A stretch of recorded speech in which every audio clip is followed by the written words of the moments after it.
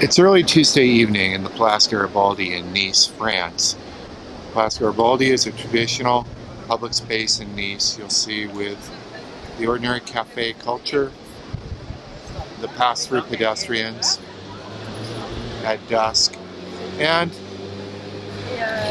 an automobile flow, but much less than once was, because Place Garibaldi, like other public spaces in downtown Nice, has been reconfigured. You'll see I'm standing on the tram tracks. Think Portland streetcar on steroids, coming through public space in a way that we aren't really used to, because it forces everything to work together. And in this case, people are pretty comfortable with it. So I think Nice is a remarkable example of a city that has taken its traditional public spaces and reused them in a way where things just work. Hi, I'm Chuck Wolf, the bass behind the voice of last night from Place Garibaldi. Now we're behind me in the Place Masséna, which is another monumental public space in Nice. And it's probably even a better example of the mode mix that I described last night. Here again, we have buses, cars, pedestrians. The tram, of course, which goes right through here, and you'll see that in a moment. And what's also remarkable here from the standpoint of the bold is the linear park over here, which divides the old and new cities. And you're going to see the tram come around in just a moment through the middle of all this. Now there's a great water feature behind us, which you'll also see in a moment. But this is the kind of thing I'm talking about, and I think it's the kind of environment that can really raise the bar in how we think about our public spaces in Seattle for the future. I'm an environmental and land use lawyer by day and think about this kind of thing from a client perspective. I've also written a book called Urbanism Without Effort that I suppose is a bit of an oxymoron for this grand setting. However, I think what's really important also is to think about the culture that stands behind what you see here today.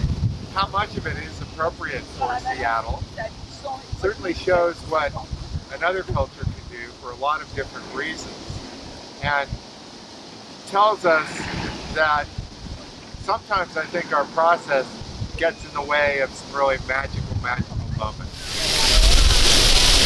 This is that wonderful water feature that I mentioned a moment ago, and you can see the tram off in the distance between the park here and Old Nice, and you'll see the fountain stream changing, allowing people to go out and really enjoy this place as a public space square. And I've literally seen people walk through the fountains as well, so it doesn't need to be just this wet surface.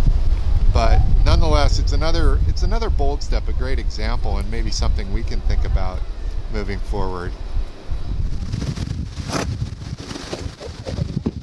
In this part of the Place Masséna, we see a very, very interesting and notable transition, not only of a remade place with a tram and green surface, which is fairly legendary in my photo collection, but also a blending with the edge of Old Nice, which is off here to the right.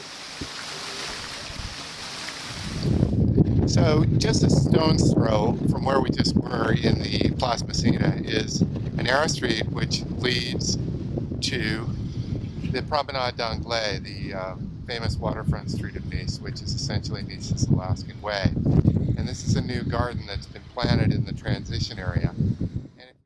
After crossing through the garden in the Promenade Georges Pompidou, we ran into some wind, so I wanted to conclude the walk across the Promenade d'Anglais with a voiceover showing you the bike lane, and that is a Nice bike share bike coming at us, and moving into the festival pedestrian space along the Côte d'Azur.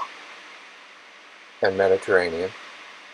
And you'll see in a moment infrastructure in the ground allowing for electricity when concert events and other festival events take place.